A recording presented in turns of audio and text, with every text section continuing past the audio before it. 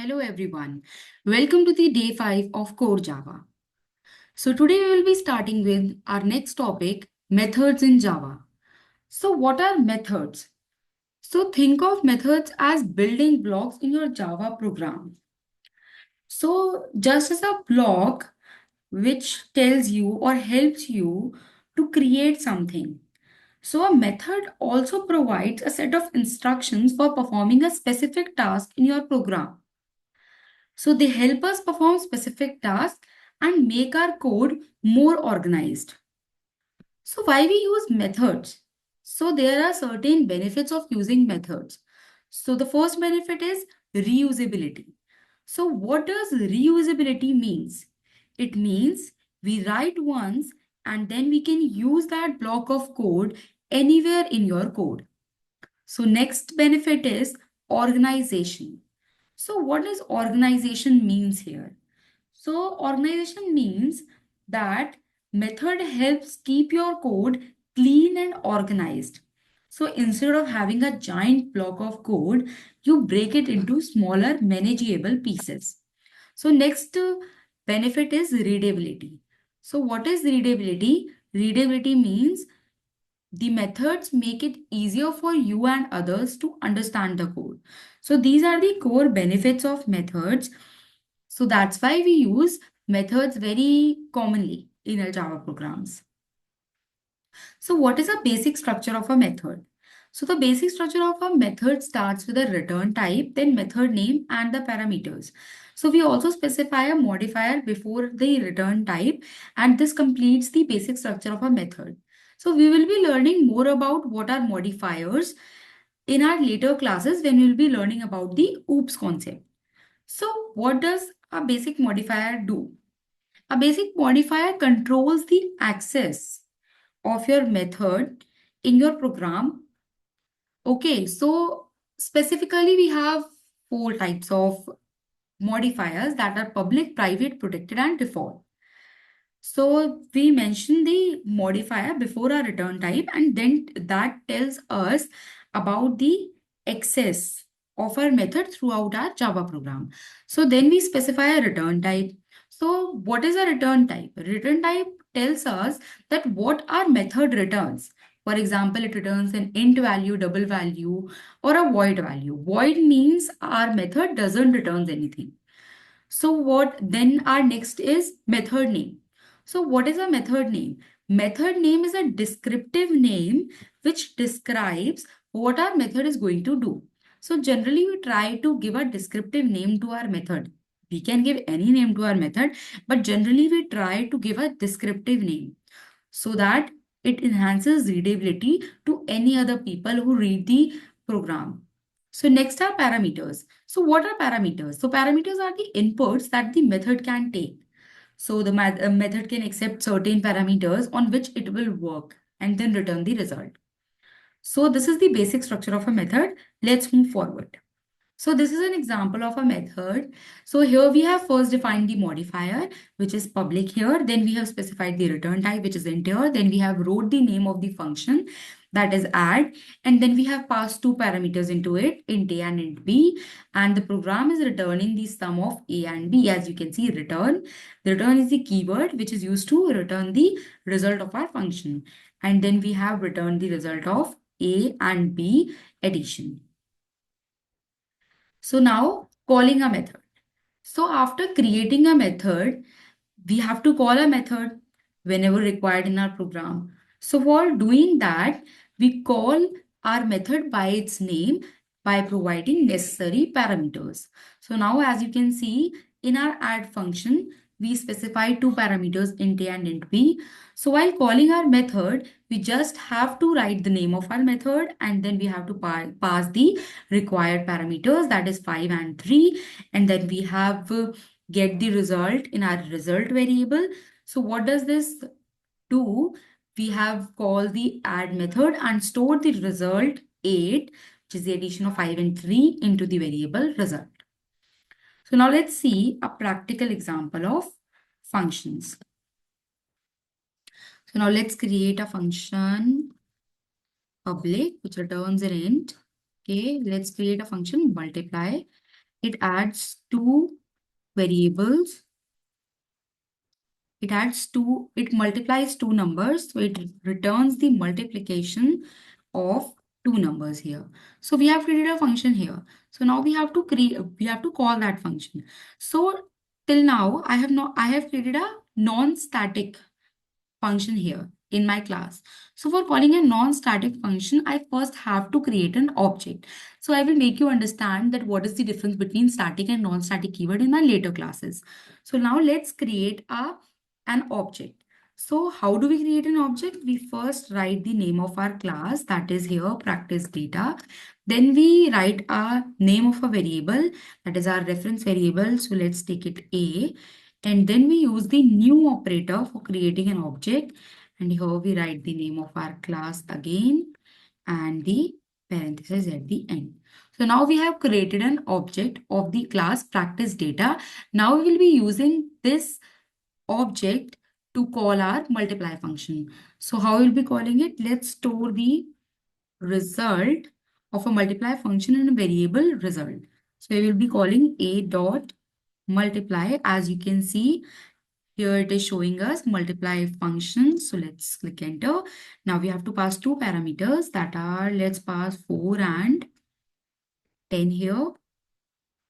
And let's see the value of our result. Multiplication results. So let's see the result. That will be result. So now let's run our program.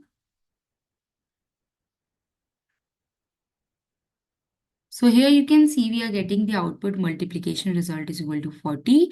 So what does this program is doing?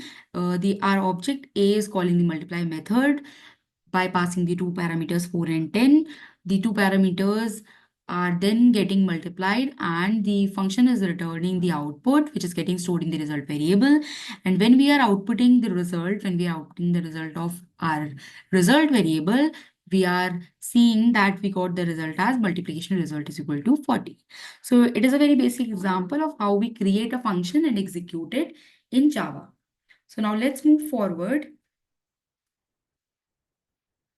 So now our next topic is method overloading. So this concept is also a part of OOPS concept in Java. That is object-oriented programming concept that we'll be studying most probably in our next class. That what is OOPS. So method overloading is related to method. So I'm just giving you a gist that what is method overloading. So method overloading is creating multiple methods with the same name but different parameters. So this is a general definition of what is method overloading. So as you can see in example, we have two methods. Here we have, so this is not the example of same name but different parameters. So this is an example of different parameters having different data types. So here we are having two functions, add and add. So this is the single function add, but it has been overloaded by just changing the parameters. So first we have passed the parameters int a and int b. Then we overloaded this function by passing the parameters double a and double b. So at compile time, it will be decided that which function will be called according to the parameters passed to the function. So now let's see a practical example of method overloading. So just okay, we can use this function only. So now we are going to use this function. As we know that we can achieve method overloading by first changing number of arguments. So let's see an example of by changing number of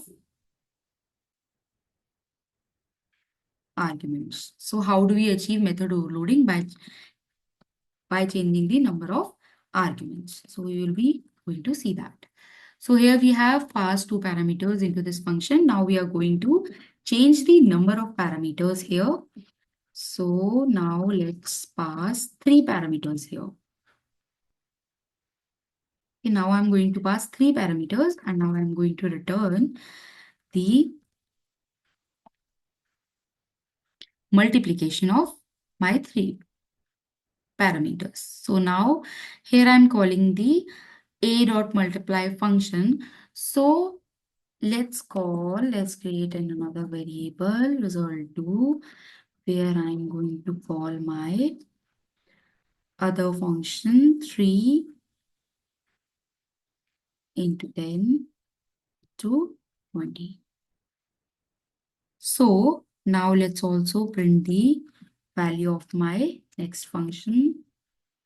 Okay, multiplication result 2 is equal to plus my result 2 variable. So now let's run our program. So now we didn't got an error as we defined two same functions here. But what we did, we changed the number of arguments here. And when we call our multiply function by passing two parameters, our first result variable got the value of our first function containing two parameters int m and int n. And when we called our second multiply function by passing three parameters, our result to store the value of our next function, that is multiply int m, int n, and int o. So what is this? This is one way of achieving overloading, method overloading. So we created two methods with the same names, but with different number of arguments. So there is one more way of achieving overloading in Java. So what is that? It is by changing the data type. So now let's change the data types of our function. So now let's change the data type with double. So here I am changing the data type of my parameters with double. I am not taking three number of parameters. I am taking two number of parameters. Okay. So now let's remove it. So now you can see it is now also not giving us an error. It is giving us an error here because we have used now. Now let's run the program again. So now you can see we got the output again. So this is another way of achieving overloading. So how we are achieving this overloading? This is an example of achieving the overloading by changing the data type. So we change the data type here because we can see at the above function, we have our data type as int, and in our next function, we change that data type to double. And this is another way to achieve overloading. So we saw the two ways of achieving method overloading. So there is another way. So let's assume I only change the return type of my function and I keep them same. I keep them int. So now it is giving me error. So why it is giving me error? Method multiply int comma int is already defined in class practice data. So now it is giving me an error. So method overloading is not possible by changing the return type of method because of ambiguity. So this is not possible.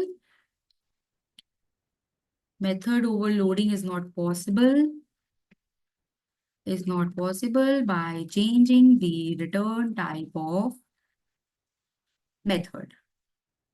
So as we saw here, when we tried to change the return type of a function, it gave me error. So now we understood that there are only two ways of achieving overloading. So how we can achieve method overloading in Java? By first changing the number of arguments, by changing the number of arguments defined, and by changing the data type of our parameters passed. So these are the two ways of achieving the method overloading in Java. So now let's move forward. Returning values.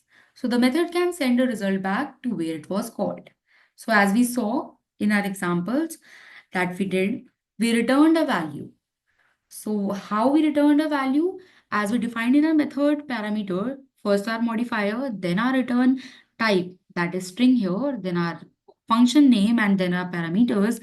And then I'm returning a greeting message here, hello plus name and an exclamation sign. So how did we use it? We called the method by just writing its name and passing a string value into it. So now when we'll be printing the value of message, we will got the answer as hello Alice. So as we are passing the parameter here name and we are printing the hello plus names value here. So we will be getting the output as hello Alice. So thank you everyone for watching this video. We will probably meet in the next class and we will be studying about the OOPS concept in Java.